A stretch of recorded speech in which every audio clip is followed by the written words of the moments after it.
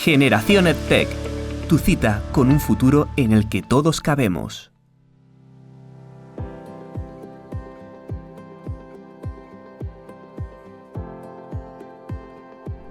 Tiene que haber una labor previa de información de nuestros derechos laborales. Y somos los terceros de Europa con mayor tasa de paro juvenil. Un emprendedor no deja de ser un trabajador. Lo que yo me apliqué fue como decir, espabila. Y a través de los contactos te van a abrir puertas, que nadie va a saber lo que tú quieres si no lo dices. Las empresas realmente funcionan porque quieren solucionar X problema. Y entonces que tú respondas a esa X necesidad. Uno se tiene que sentir seguro de ellos me están eligiendo a mí, pero yo también a ellos, ¿no? Bueno, pues hoy en Generación EdTech tenemos el placer inmenso de contar con Rosa Dichas, que es experta en derecho laboral y una apasionada de ayudar a los jóvenes a, bueno, pues eso, entrar en el mercado de trabajo actual, que la verdad es que no está fácil, ¿verdad, Rosa? ¿Qué tal? Bienvenida a Generación EdTech. ¿Qué tal, Jaime?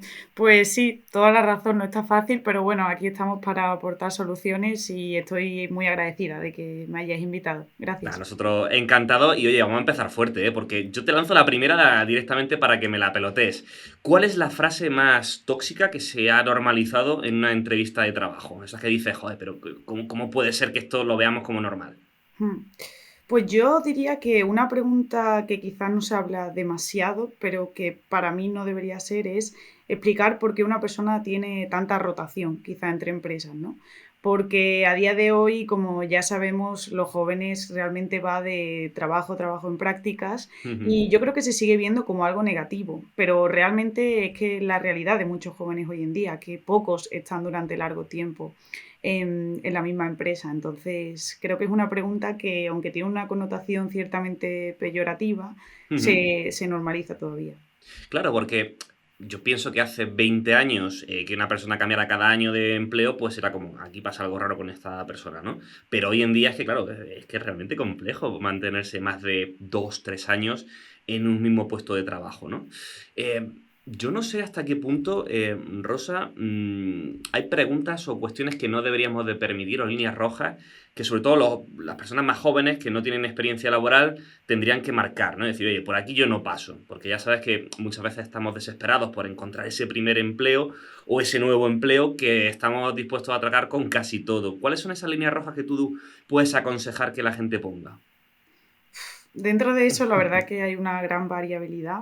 Sobre todo yo creo que partiendo de que todos somos libres para al final rechazar un trabajo, Ujú. ciertamente lo que creo que debemos de ser es responsables con el trabajo que hacemos, ¿no? Tiene que haber una labor previa de información de nuestros derechos laborales, yo creo que por parte de la gente joven, pero una vez que conoces realmente tus derechos laborales es saber cuáles no se pueden sobrepasar. Por ejemplo, hay un máximo de 80 horas extra al año. Ujú. Hay ciertos derechos que por convenio colectivo según tu sector se deben respetar. Hay derechos como tener 30 días naturales al año de vacaciones. Hay derechos como que no puedes hacer como máximo un 30% de horas complementarias de las horas ordinarias objeto del contrato. O, por ejemplo, que los 15 minutos de pausa en los que tú te vas a fumarte un cigarro o a picar algo se consideran tiempo de trabajo efectivo y no se te pueden descontar. De Ujú. todos esos podría enumerar muchos, ¿no? Pero claro, no, o sea, decir que no sobrepasa cierto límite tiene que partir previamente de un conocimiento previo, porque si no, no sabes que ciertos límites no estás dispuesto a sobrepasar. Y no los Entonces, lo que conocemos. diría es eso. Y no los conocemos, ¿verdad? Habitualmente, porque claro, tú se nota que eres experta en tu campo, en derecho laboral, y te lo sabes al dedillo, ¿no? Que también se nota que estás opositando. Pero, oye, al final, los jóvenes no sabemos, ¿no? No saben sus derechos. O sí. No. Y es más, yo tampoco los sabía, o sea, yo estudié derecho, Ujú. pero realmente hay muchas cosas que yo no sabía hasta hace unos años. Pues no sabía que el plazo para reclamar un despido es de 20 días, por ejemplo, ¿no? Y Ya. hay mucha gente que se le pasa y de repente tiene un despido improcedente o nulo y no lo sabe, ¿no? Entonces son Claro. muchas cosas, pero creo que todo parte al final de la educación, que es Mm. algo indispensable que se debería fomentar en las escuelas y la orientación laboral también en las universidades, ¿no? Pero todavía es una materia, pues, que como todo no interesa porque significa darle más poder al ciudadano, ¿no? Me has abierto un melonazo. O sea, gracias porque el melón es bueno. Es decir, oye, claro, desde el mundo académico, no se conecta al estudiante con la vida real que se llama trabajo y mercado laboral, ¿no? Es decir, por un lado las universidades van por su lado, por su camino de investigación, de cátedra, de un temario que puede tener incluso décadas de antigüedad, y por otro lado el mercado laboral real que da una torta de realidad a quienes ingresan en él, ¿no? ¿Tú lo sientes así también?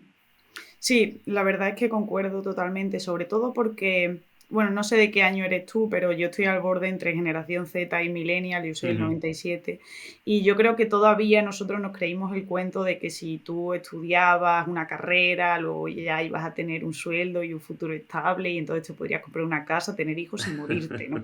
Pero yo creo que luego, una vez que sales al mercado, de repente dices como, "Uf, me cuesta incluso después de mi formación, idiomas, un máster, tener un sueldo más allá del salario mínimo interprofesional, que está en 1.184 euros al mes, es decir, no estamos hablando de ser rico teniendo en cuenta los precios de la vivienda, ¿no? Sin duda. Pero claro, hay esa cierta desconexión porque también hay un auge de empleos nuevos que incluso yo cuando los veo, a pesar de estar muy metida en LinkedIn, en el meollo de los trabajos, pues no sé, hasta ahora no los conocía. Prompt Engineer, pues Sí, si tú me dices hace 5 años que es un prompt engineer, pues te digo que no sé qué es eso, ¿sabes? claro. Y mil cosas más. Entonces sí hay cierta desconexión, aunque creo que está cambiando realmente. Creo que cada Ujú. vez hay una mejoría en este sentido, pero queda camino por recorrer teniendo en cuenta la educación universitaria que existe en países como Inglaterra, por ejemplo, que hice un Erasmus allí, y te das cuenta, yo que estudié en la Complutense de Madrid, de ciertas diferencias. Claro, porque al final yo creo que precisamente las nuevas generaciones se están dando cuenta de que estudiar no lo es todo para conseguir un empleo y que es el punto de partida porque tienes que tener unos conocimientos, evidentemente, pero ni siquiera tienes por qué tener una carrera. También se ha cambiado un poco ese dogma de, oye, yo como soy clase media y quiero tal, universidad sí o sí, ¿no? Ya se ha cambiado un poco eso, es, oye, ¿y por qué no emprendo? Oye, ¿y por qué no un FP? ¿No? Mm. Ese también está cambiando. Y tal vez, Rosa, y aquí te quería yo consultar, sea una de las respuestas al eterno problema que tiene España como uno de los países de la Unión Europea con mayor tasa de paro juvenil. Hemos bajado del primer puesto, afortunadamente, estábamos antes en un 30%, ahora estamos en un 25%, que sigue siendo tela, y somos los terceros de Europa con mayor tasa de paro juvenil. ¿Por qué? Pues claro, es verdad que es muy difícil expresarlo únicamente desde el punto de vista empresarial, porque yo creo que la respuesta fácil sería como, es que las empresas no apuestan por el talento joven, o es que las empresas imponen condiciones precarias a los trabajadores, pero creo que ese no es únicamente el problema, que puede ser eso.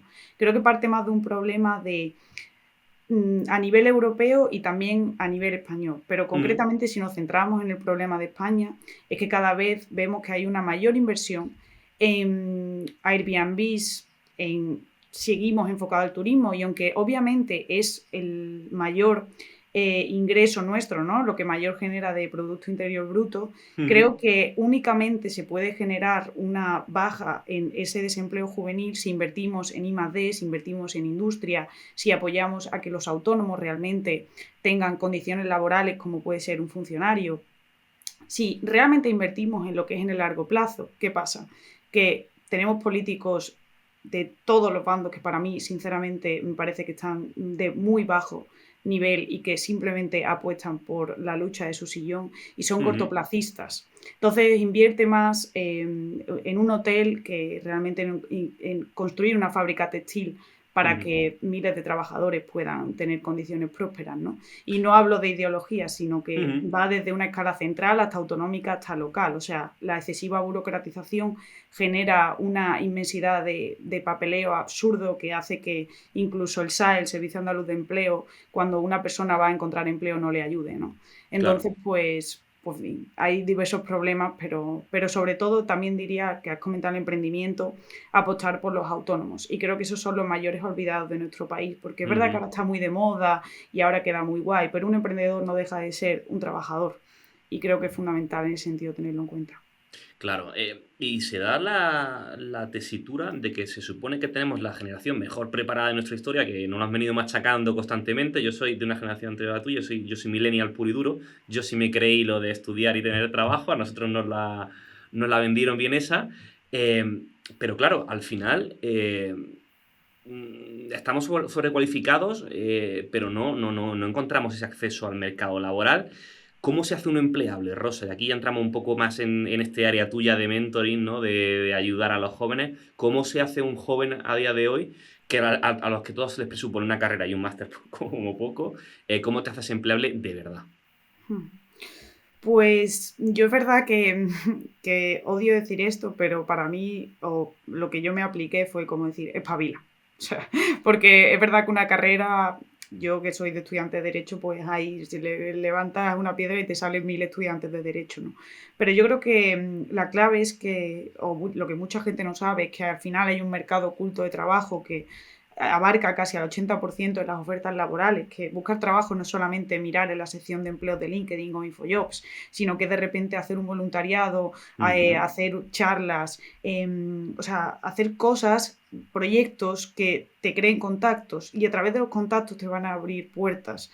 Y la figura del becario, aunque se ha institucionalizado a partir de los años 60, que fue cuando la Organización Internacional del Trabajo estipuló lo que son los contratos de prácticas, los contratos para la formación, siempre ha existido la figura del becario. Antes estaba maestro, aprendiz. El aprendiz. Pero realmente el aprendiz, ¿cómo llegaba a jefe? Aprendiendo de otros y estableciendo contacto con otros. Cuando no había internet, ¿cómo se generaban empleos? Hablando, yendo puerta por puerta. Eso en realidad pensamos o queremos pensar que ha cambiado, pero la realidad es que no ha cambiado. Entonces, ¿cómo se haría uno empleable? Moviéndose, yo creo, ¿no? Aparte teniendo un buen currículum, tal, pero yo creo que lo fundamental es moviéndose y mucha gente, y más a día de hoy que estamos muy acostumbrados a la tecnología, siento que tiene miedo de lanzarse y de comunicar tiene miedo de decir lo que piensa en realidad y de lo que necesita, pero una cosa que he aprendido es que nadie va a saber lo que tú quieres si no lo dices. Qué buena esa, ¿no? Claro que sí. Oye, un mantra que se ha venido repitiendo mucho últimamente es que en España no hay trabajo y que todos nos tenemos que ir fuera. O sea, la utopía está fuera. ¿Hasta qué punto es cierto esto? Es decir, ¿se puede ganar bien en España y tener unas buenas condiciones de trabajo más allá, además del salario? La verdad es que a veces bueno, yo trabajé en Bruselas Ujú. durante 2 años, casi, y la verdad es que odio decir esto, pero sí que siento que muchas veces en España los salarios que tenemos no están acordes a lo que nos merecemos, ¿no? También, claro, podemos partir de por qué sucede esto, ¿no? Creo que en parte es por la caja B, por los altos costes de contratación a los trabajadores.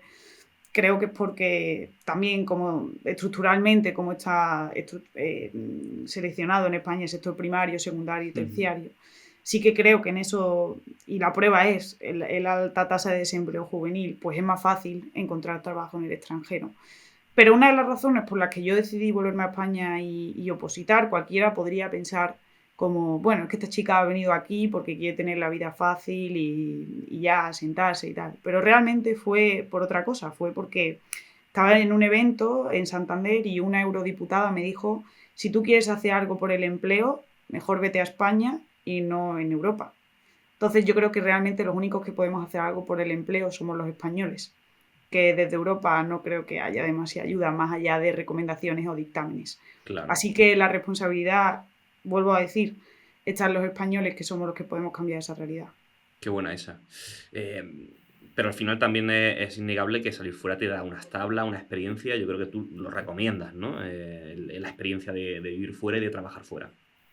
Sí, yo recomendaría sobre todo porque aprendes de la multiculturalidad de otros países, también para mejorar el idioma, todo eso. Depende mucho de la causa social y de cómo alguno se conozca, los apegos familiares que tenga. Es decir, yo sí que recomiendo porque te ayuda a salir de tu burbuja. También recomiendo hacer un Erasmus o cualquier voluntariado, o sea, lo que sea. Yo creo que realmente sí que es bastante útil, pero si tienes una visión más colectivista de lo que es a lo mejor la mejora en España, yo creo que sería importante quedarse aquí y Claro. apostar por que si nos han formado, seguir trabajando aquí. Pero obviamente también animaría a cualquier persona, pero más por el plano de autoconocimiento, fíjate. O sea, aparte por las condiciones laborales que puedes tener muy buenas, pero creo que te ayuda a conocerte un montón, estar Claro. fuera. Vale, ¿cómo se hace eso? Como un joven, imagínate, ¿no? Un chico o una chica de 22, 23 años, con su carrera o sus estudios más o menos terminados, que se quiere ir a Europa, a algún país de Europa, a trabajar y no tiene ni idea de cómo hacerlo. ¿Qué primeros pasos y recomendaciones puedes tú ofrecer? Sí, pues bueno, yo diría que lo primero es crear un currículum en inglés para no solamente tenerlo en español, sino, bueno, en inglés, en francés, en alemán, o sea, depende de dónde quieras ir, pero bueno, para que nos entendamos al final y haciéndolo globalmente un poco, pues crear un currículum en inglés y asegurar que está el lenguaje bien, el vocabulario bien y la estructura Ujú. bien. Lo segundo sería buscar en portales de empleo específicos dependiendo del sector. Por ejemplo, Mm. yo que buscaba empleo en Bruselas en el sector legal, hay un portal de empleo que se llama Eurobrussels, ¿no? Entonces sería como buscar en portales de empleo específicos de diferentes áreas, generalistas, por ejemplo, es EURES, ¿no? O European Youth Portal, que te ayuda como a encontrar esas oportunidades de empleo. Lo tercero sería crear un buen perfil de LinkedIn, tanto en versión en español como en inglés, y agregar a personas que estén en el extranjero y que te puedan asesorar. Y yo creo que lo cuarto sería también llamar a las cámaras de comercio Mm. Ujú. de aquí de España, al INJUVE, al Instituto Juvenil de Empleo o al sistema de garantía juvenil, o sea, como aparte de todo eso, que te ayuden como esas plataformas y herramientas que ya tenemos en España a encontrar trabajo. Pero esos 4 pasos, currículum, portales de empleo, LinkedIn y otras herramientas, diría yo.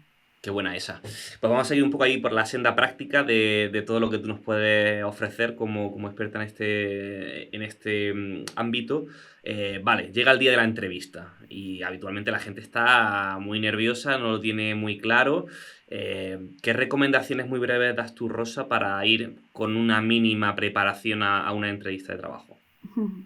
Pues es muy buena pregunta porque, claro, al final las entrevistas de trabajo hay veces que son individuales, otras que son dinámicas de grupo, otras que son un caso práctico, ¿no? Lo que yo he aprendido es que normalmente si es una empresa grande y a lo mejor un puesto más estable, se compone de unas 3 partes que suele ser como una entrevista primero con recursos humanos, luego un caso práctico o dinámica de grupo y lo tercero, una entrevista final con los CEOs o con ya personas más, con mayor rango en la empresa. Sí. Suele ser, ¿no? Pero hablando en Mm. términos generales.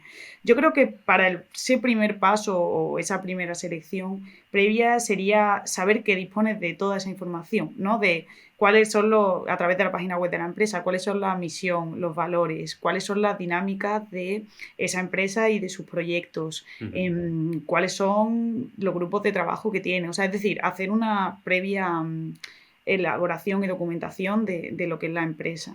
Y una vez que tengamos eso, saber cómo encaja con nuestro perfil. O sea, es decir, porque mucha gente piensa que le van a coger por tener el mejor perfil, pero las empresas realmente funcionan porque quieren solucionar X problema. Y entonces que tú respondas a esa X necesidad.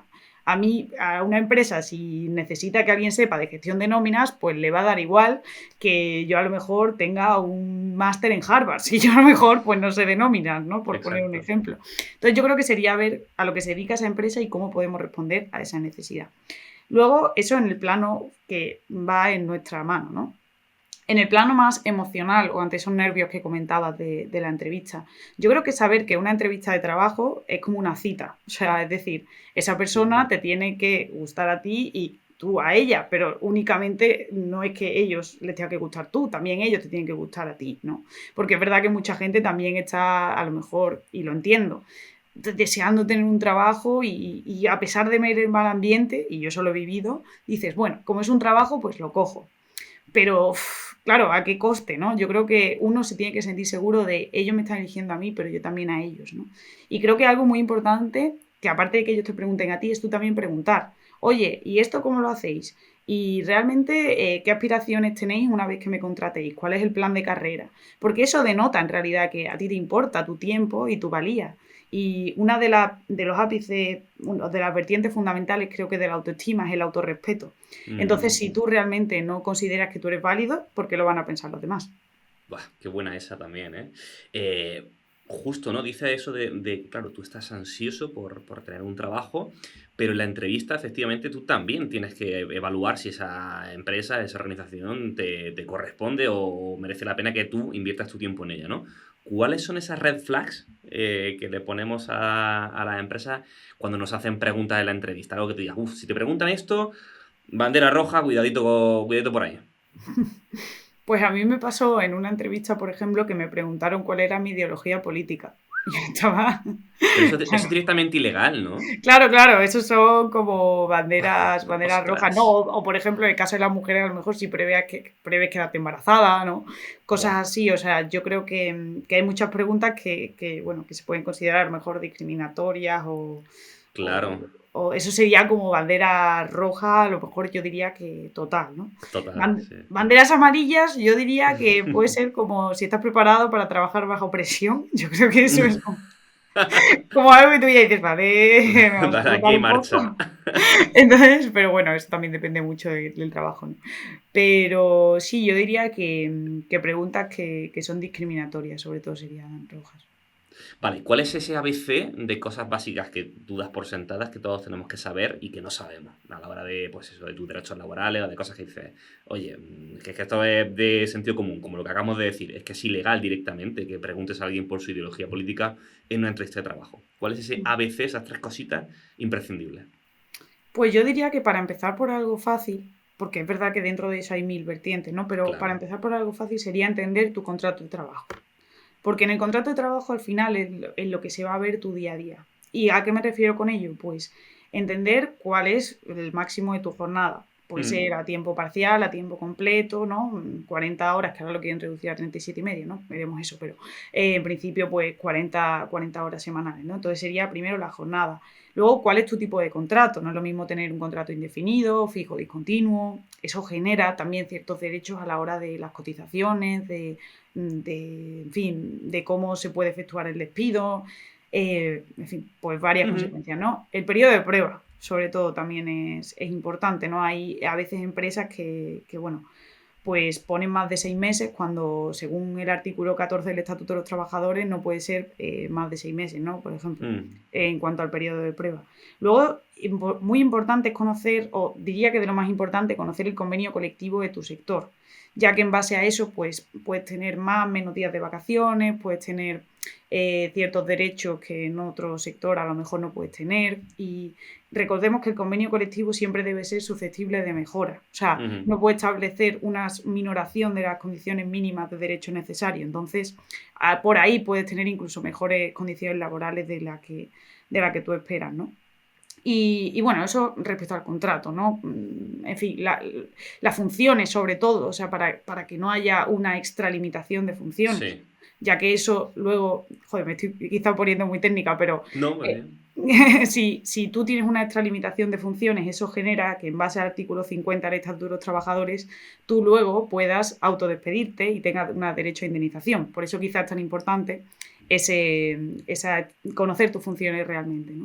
Mm. Y ya para terminar, yo creo que además de conocer tu contrato de trabajo, sería pues básicamente saber quiénes te representan, si hay, por ejemplo, un comité de empresa, hay un delegado sindical, no sé, a qué sindicato puedes llamar si realmente tienes algún problema.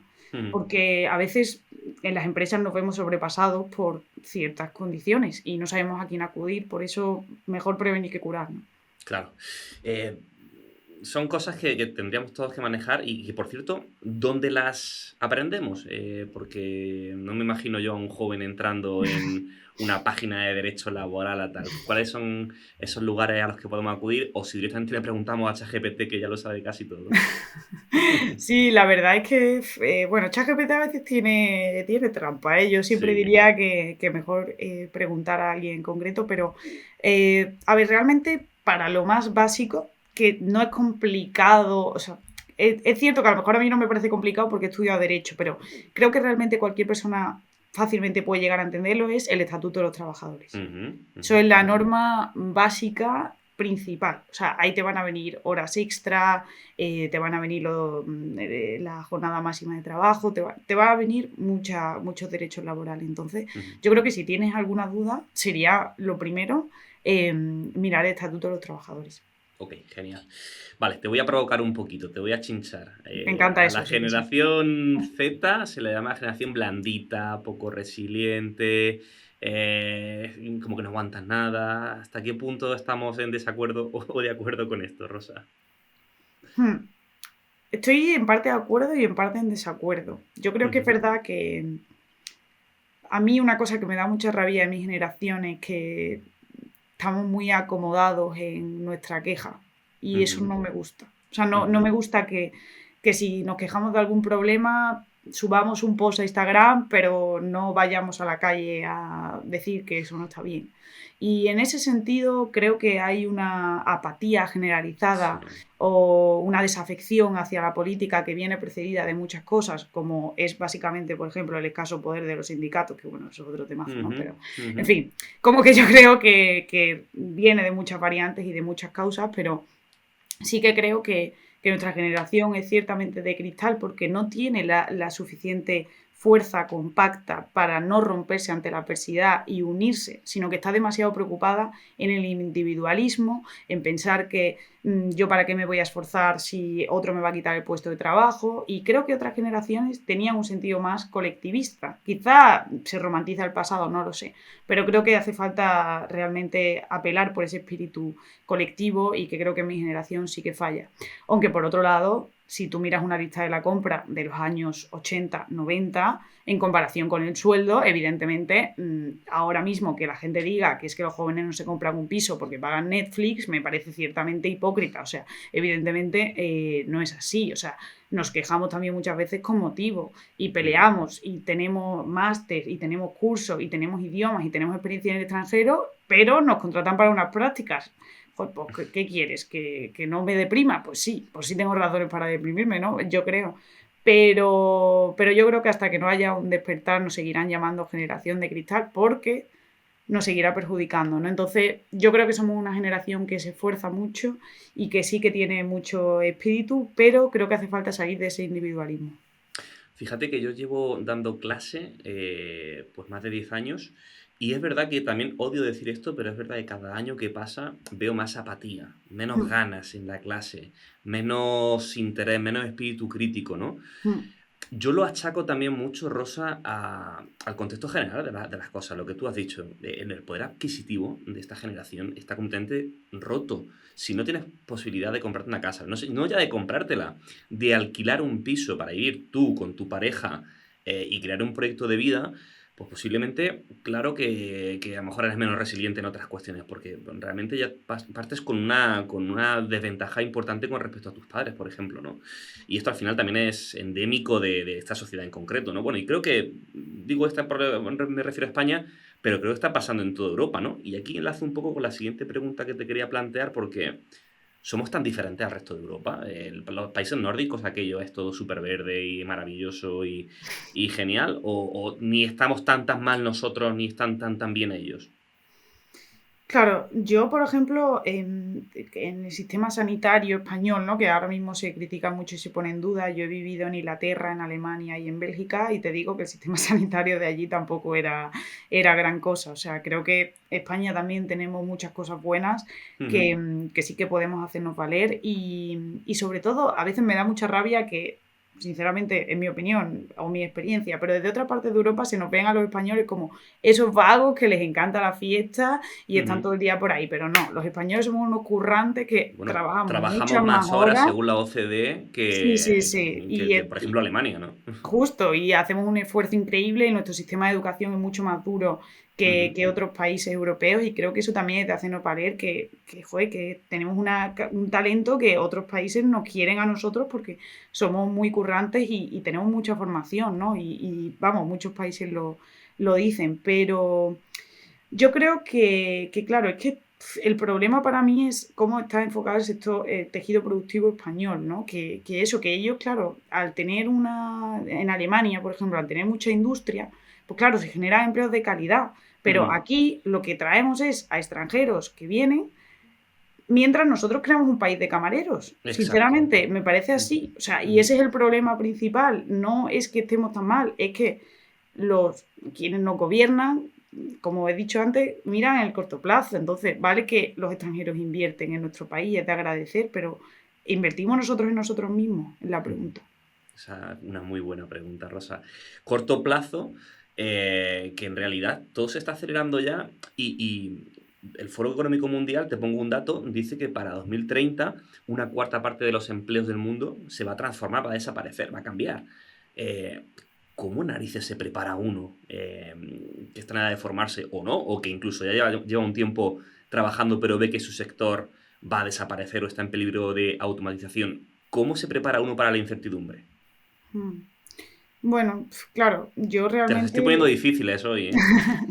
No, pero por ejemplo, en mi sector el legal antes era más el abogado al uso que iba a puerta por cliente y ahora es delegado de protección de datos y Ujú, compliance, ¿no? ujú, Que ujú. eso sería, por ejemplo, ese cambio que hemos visto de que ya quizá el abogado tradicional y tal, pues no, porque ahora se requiere más una persona que chequee que la página web cumpla con los requisitos legales estipulados. Y ambos están haciendo derecho y ambos saben de derecho, pero los métodos han cambiado, ¿no? Claro. Yo diría que, como se dice, la energía no se crea ni se destruye, sino que se transforma, ¿no? Ujú, Entonces, al igual que los seres humanos tenemos un inmenso poder de adaptación a las circunstancias, pero sí que creo que al final tenemos que saber que tenemos que parar ciertas tendencias, como que, por ejemplo, la gente joven, el otro día vi un podcast que usaba ChatGPT como psicólogo, ¿no? No debemos de olvidar que los psicólogos están para algo y no ChatGPT. Entonces yo creo que también es como una responsabilidad decir, bueno, hacia dónde queremos que vayan las cosas, ¿no? ya, claro. Bueno, no me quiero ir sin preguntarte por tu proyecto súper chulo de una pausa para un café. Cuéntanos un poco, Rosa, ¿qué es eso? Pues bueno, empezó. A ver, porque a mí siempre se me ha dado muy mal lo de editar vídeos y todas esas cosas. Yo, la verdad es que lo de Instagram yo lo intenté, pero no era algo que se me daba del todo bien. Ajá. Entonces pensé, vale, ¿qué se me da bien? Pues yo creo que hablar, comunicar y me encanta entrevistar a gente y por eso agradezco mucho esta oportunidad que me habéis dado, aunque yo me siento más cómoda entrevistando, pero estoy bien, ¿no? Y entonces dije, vale, pues, ¿por qué no hacer un podcast sobre orientación laboral? Que creo que además hay pocos, porque hay muchos de salud y bienestar, de cómo hacerse millonario y rico Ujú, y parecer ujú. la revista Forbes aquí como en 3 días, ¿no? Entonces dije, vale, pues, ¿qué podemos hacer como para realmente que la gente conozca sus derechos laborales que yo estoy conociendo? Y entonces pues nació de eso, la verdad. Ahora estoy un poco más parada en ese sentido porque he estado súper enfocada en estudiar, pero ya llevaba y voy a seguir 1 año y medio con ello. Y la verdad es que he aprendido de muchos profesionales, sobre todo en las tendencias del mercado laboral, esas que hablabas tú, Ujú. en fin, de qué otras salidas profesionales hay. Y me ha gustado mucho, la verdad es que es una parte que disfruto. Ahora quiero darle incluso un impulso más y montar mi propio estudio de grabación, presencial y todo eso, porque yo soy una fan total y absoluta de entrevistas, entonces me he visto las de Jesús Quintero y todos los profesionales habidos y por haber, entonces Sí. pues me encantaría llevarlo más, pero bueno, en el futuro a ver qué tal. Bueno, al final, claro, tú estás dando respuesta a una necesidad de mercado, que en este caso es ese rol de orientador, que en el instituto yo me acuerdo que era como un orientador que te decía un poco qué podías estudiar el día que aparecía el orientador, yo lo vi poco, por desgracia, pero ese rol de orientador laboral hoy en día me parece más fundamental que nunca. Tanto, y aquí es verdad que nos hemos enfocado mucho, Rosa, en nuevas generaciones, en jóvenes, pero es verdad que hay una generación de personas pues de 50 años que todavía les queda un tramo importante de su carrera profesional por delante, pero se tienen que reconvertir. Porque lo que decíamos antes, los empleos cambian y lo que antes funcionaba ya no. Eh, claro, ¿cuáles son esos otros recursos que tú vas recomendando también? Y ya con esto vamos a ir cerrando la charla para que uno esté en constante evolución y sepa cómo orientarse. ¿Te refieres a gente joven o a gente mayor o a cualquiera? Un poco en general. Aquí vamos a ver si que te aparece el abanico, ¿no? Para decir, oye, es que yo estoy muy perdido. Vale, LinkedIn, ¿cómo lo hago? En fin, ¿cuáles son esos recursos que tú crees que podemos activar para estar un poco al tanto de todo y hacer nosotros mismos de orientadores laborales? Claro. Yo creo que es verdad que hay mucha gente perdida, yo también lo he estado y muchas veces lo estoy, que yo tampoco es que sea yo aquí orientadora de nadie, porque a veces me tengo que orientar yo misma, ¿no? Ujú, Pero como yo me oriento, al menos, o trato de que la gente se oriente, lo primero es que sí que hay muchos recursos de autoconocimiento que yo creo que ayudan a saber por dónde uno quiere tirar, porque yo creo que cuando la gente dice que se siente perdida laboralmente es porque no tiene un foco. ¿no?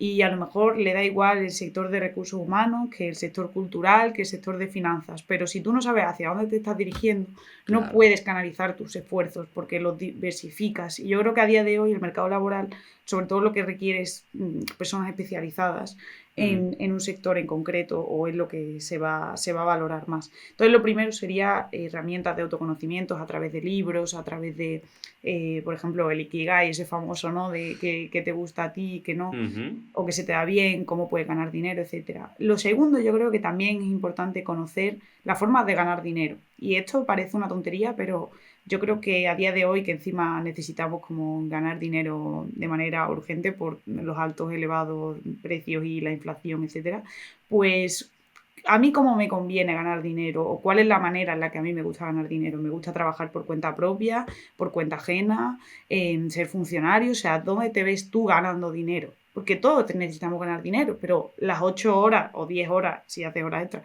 que vas a pasar en tu trabajo, te van a vertebrar todo tu proyecto. Entonces sería aclarar en qué área te gustaría a ti trabajar. Y yo creo que lo tercero sería establecer un plan de acción. Y ese plan de acción tiene que ir unido con plazos, o sea, con deadline. ¿Por qué? Porque sucede una cosa que se llama la denominada ley de Parkinson. Y es que en la medida en la que no nos ponemos plazos, procrastinamos. Bueno, yo no procrastino porque yo tengo ansiedad siempre por esas cosas, pero es verdad que hay mucha gente que tiende a procrastinar y ese es el remedio, yo creo que para hacerlo. Y ese plan de acción, ¿qué es? Por ejemplo, si yo quiero encontrar un trabajo en el sector tech, pues, Ujú. ¿qué acciones puedo hacer para encontrarlo? Por ejemplo, hacer un curso de Big Data. Tercero, contactar con un bootcamp en programación. Y cuarto, mejorar mi perfil de LinkedIn y currículum para adaptarlo al sector tech. El plazo, 10 días. Pam, pam, pam. Uno se pone. Entonces, una vez que ya te pones a hacer, como que todo llega solo. Porque si no, sucede una cosa que, para mi punto de vista, es la parálisis por análisis. O sea, es Ujú. de tanto Ujú. que tengo abarcado, no sé ni por dónde empezar. Entonces, cuando hay gente que me dice, no sé por dónde empezar, te digo, empieza, aunque te equivoques, da igual. No sé qué sector quiero, coge esto, porque vas a probar a saber lo que no quieres. Y a veces es así, cuando te encuentras muy perdido, yo cuando me he encontrado muy perdida, me he encontrado en trabajos que al primer día que llegaba yo decía, yo no quiero estar aquí, pero ya sabía que no quería estar ahí, ¿no? Entonces es un poco así. Qué útil lo que nos cuentas, buah, es importantísimo saber y conocerse uno a sí mismo primero para luego intentar, bueno, pues encajar en otro sitio, ¿no? Bueno, Rosa, te agradezco mucho que hayas estado con nosotros. No me quiero ir sin pedirte un último favor, que es que nos termines la frase de el mercado laboral del futuro debería ser... Mm, uf. Uf, Debería ser estable, soñando. estable, estable, nos quedamos con estable. Pues Rosa Dicha es experta en mercado laboral y sobre todo conectora de jóvenes con proyectos laborales. Muchísimas gracias por estar en Generaciones Tech. Muchas gracias, Jaime. Un placer. Y cuando quieras te vienes a mi podcast. Más que feliz de hacerlo. Muchas gracias. Un abrazo fuerte. Hasta luego. Chao.